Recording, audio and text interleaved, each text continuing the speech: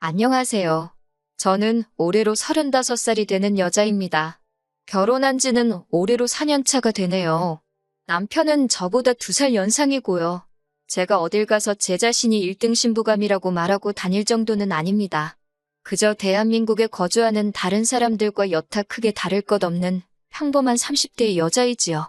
하지만 그렇다고 해서 제가 알아서 엎드려 기어다녀야 할 정도로 결혼을 엄청 잘한 것도 아닙니다.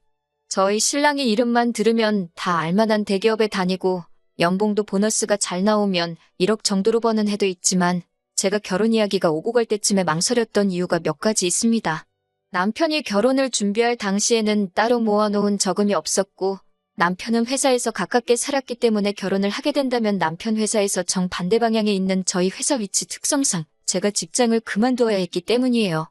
당시 남편은 33살 나이에 회사 연차수도 어느 정도 있었는데도 불구하고 따로 모아놓은 돈이랄 게 없었어요. 저는 그래도 그때까지 직장 생활하면서 모아놓은 돈이 6천 정도 되었거든요.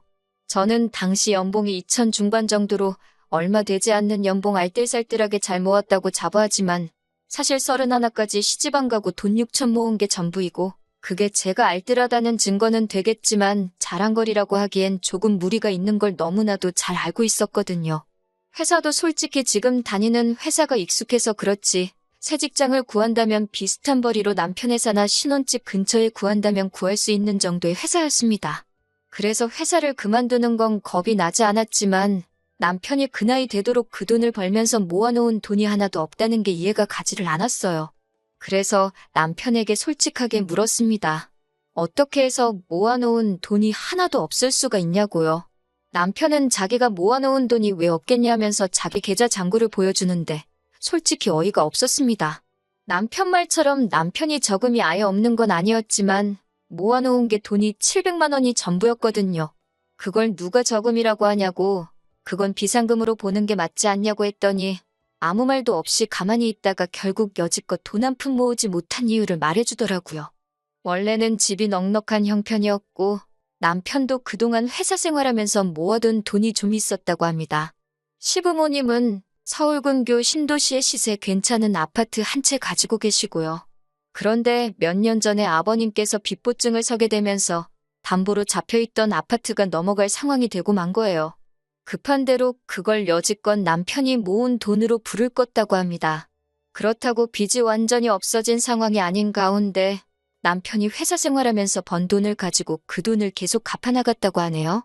그 와중에 엎친 데 덮친 격으로 아버님이 뇌졸중으로 쓰러지시는 바람에 남편이 집안의 기둥 역할을 하게 된 상황이었고요. 남편 동생은 현재 해외에서 공부를 하고 있는데 그 유학비까지 남편이 내주고 있다고 하는 겁니다. 그 말을 듣고는 솔직히 결혼해야겠다는 생각이 싹 달아났어요. 모르긴 몰라도 집안의 기둥은 뽑아오는 게 아니라고 들었거든요. 그런데도 제가 남편과 결혼을 하게 된 이유는 작년부터 아버님이 많이 회복되셨다고 했고 빚도 거의 다 갚게 된 상황에서 남편의 여동생 역시 유학이 마무리되고 해외에서 인턴 생활을 시작하게 되면서 더 이상 남편이 여동생의 학비나 생활비를 남편 돈으로 보내줄 이유가 없어졌다는 게 가장 컸습니다. 더 이상 기둥 역할을 하지 않아도 된 남편이고 그래서 남편도 그 생활을 청산하게 될 때쯤 해서 저한테 청혼을 한 거였고요.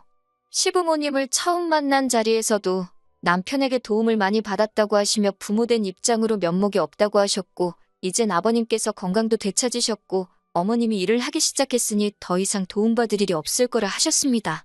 남편 여동생은 해외에 있어서 전화통화로밖에 이야기를 나누지 못했지만 정말 제 여동생 삼고 싶을 정도로 부침성 좋고 그동안 남편 덕분에 힘든 순간 다 이겨냈다면서 앞으로는 오빠한테 빚진 거 갚아나간다는 생각으로 살 거라고 해줬어요.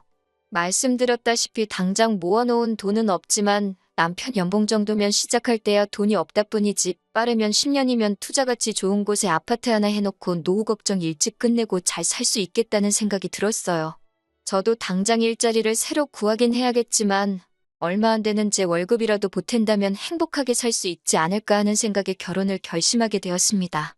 집안의 기둥 역할 끝났다는 말에 가족들이 남편을 걱정해주는 모습에 저는 당연히 앞으로는 꽃길만 걷게 될 줄 알았는데 제가 너무 순진했던 건지 아니면 멍청했던 건지 결국 일이 이렇게 되고 말았네요. 신혼집을 구하는 데 있어서는 솔직히 제가 모은 돈만으로 남편 회사 근처로 전셋집을 구한다는 건 택도 없는 이야기였습니다.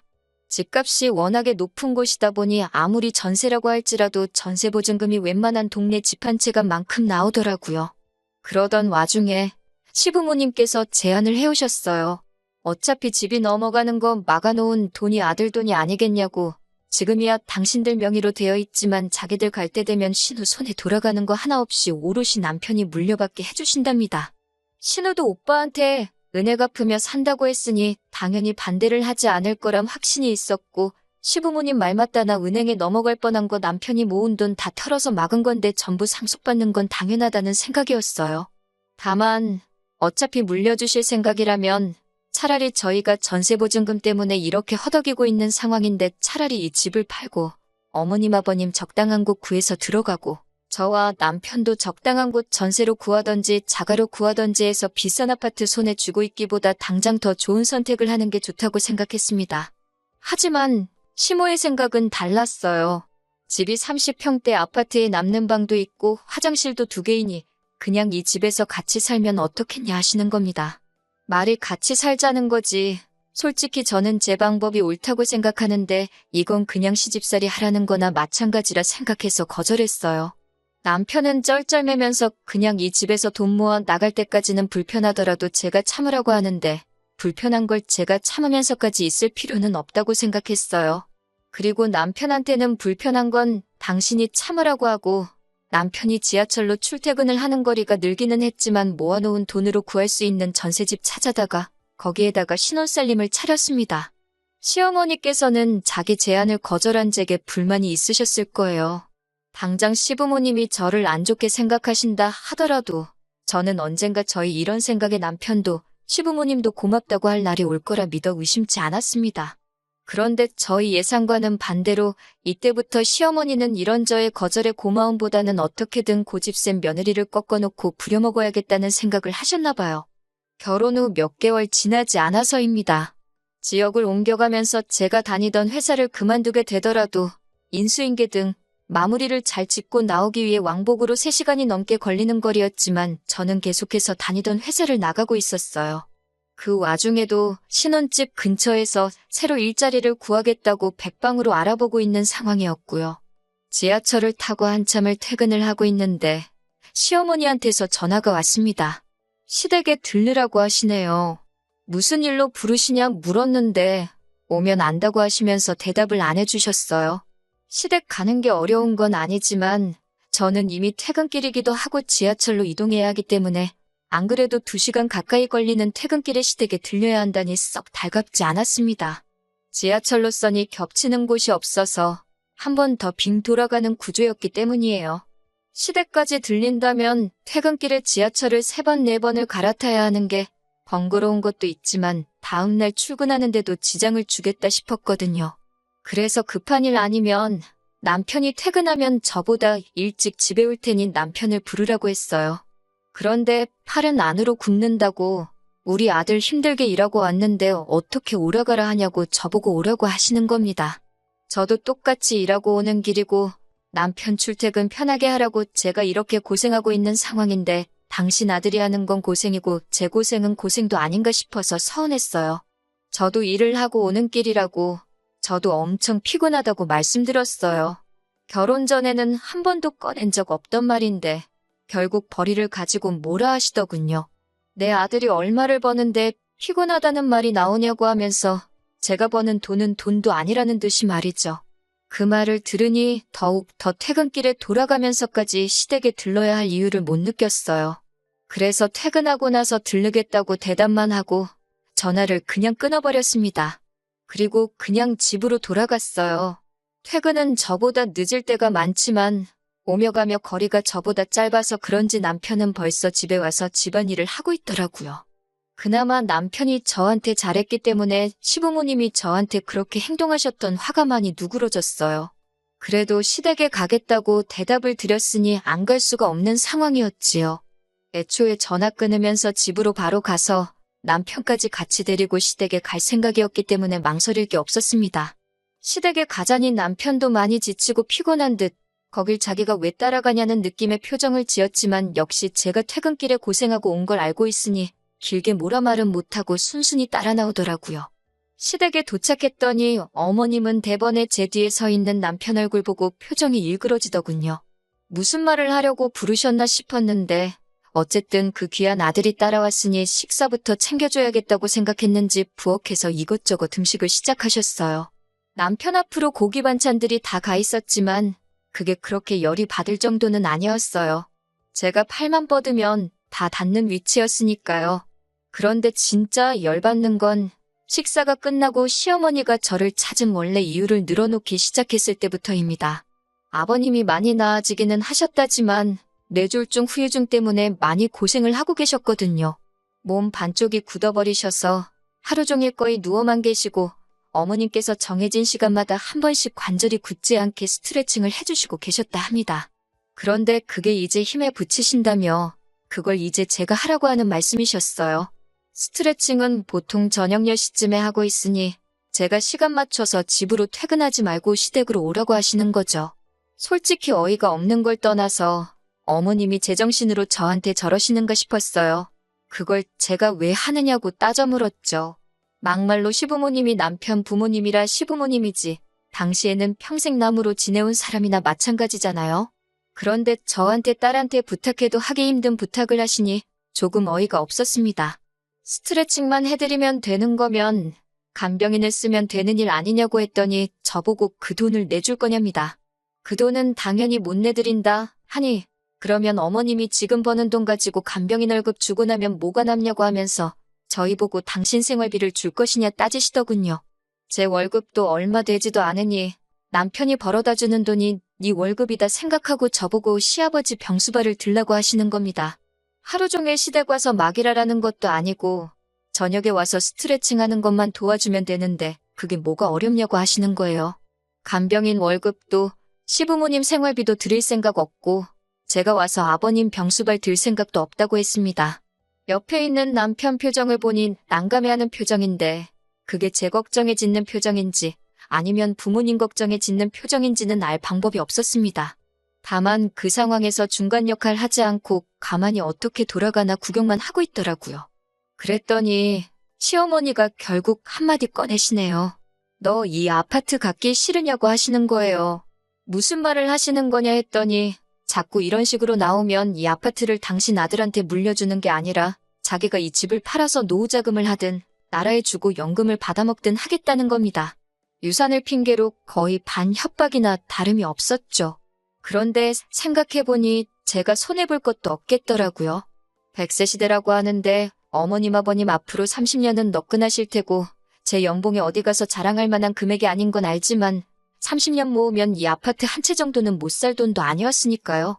그리고 애초에 남편이 아니었으면 은행에 넘어갔어야 할 집인데 그걸 가지고 주네 안 주네 하시면서 저를 부려먹을 생각을 하시니 앞으로 이걸 가지고 몇 년을 더 울거먹으실 바에 필요 없다고 못을 박는 게 나을 것 같아서 집을 팔아서 간병인을 구하시든 알아서 지지고 볶으시라고 강하게 한마디 하고 나왔습니다. 집에 오는 길에 남편은 제 눈치를 보면서도 말을 아끼고 있었는데 대충 이야기를 나눠보니 그 집을 상속 못 받게 돼도 상관이 없냐고 하면서 자기 평생 번 돈이 들어간 집이다 마찬가지라며 아쉽지 않냐고 하는 거예요. 그래서 남편한테도 한마디 했습니다. 그 아파트 때문에 당신 마누라 평생 시댁에 종살이 시킬 생각이냐고. 그렇게 그 아파트를 상속받아야겠으면 당신이 퇴근해서 시댁으로 가서 아버님 수발 들고 저녁에 집에 돌아오라고 했어요.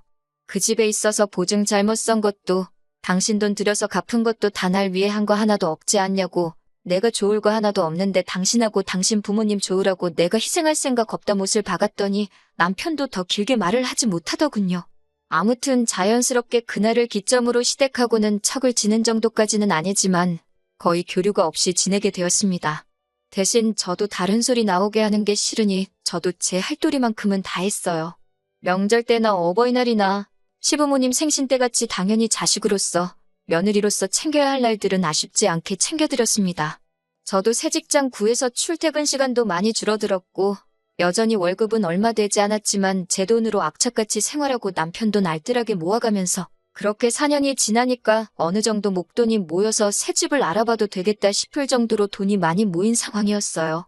전세 보증금 빼고 대출 좀 더 받으면 위치 좋은 신축 아파트도 노려볼 만한 상황이 되었지요.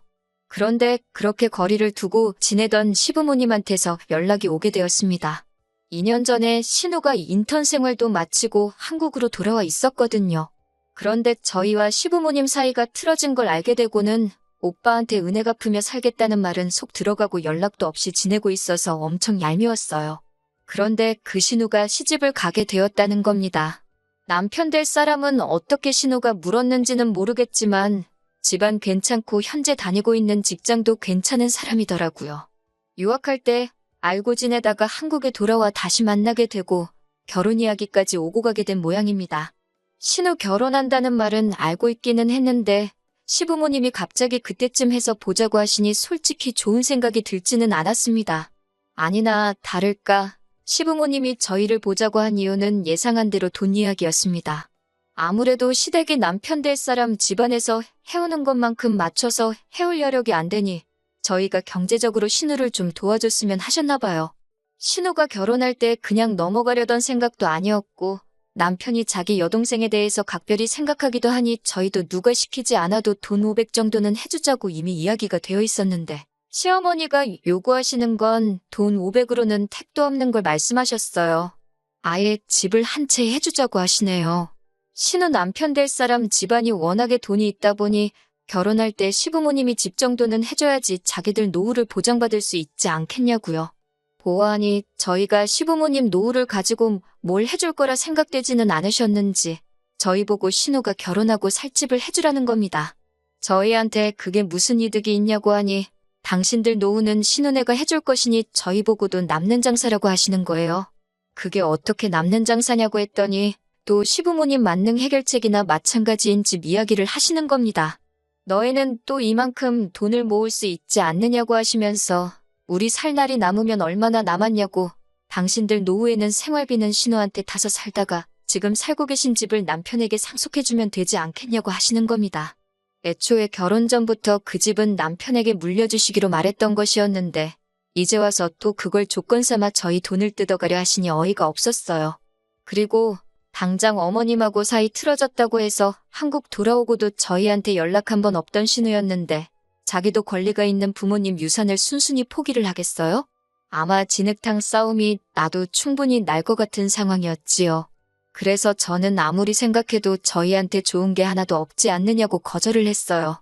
평소 때는 이런 상황에서 말 한마디 안 하는 남편인데 남편이 한마디를 거들더라고요. 거기서 남편이 제 편을 들어주며 같이 싸웠다면 이혼까지는 생각 안 했을 겁니다.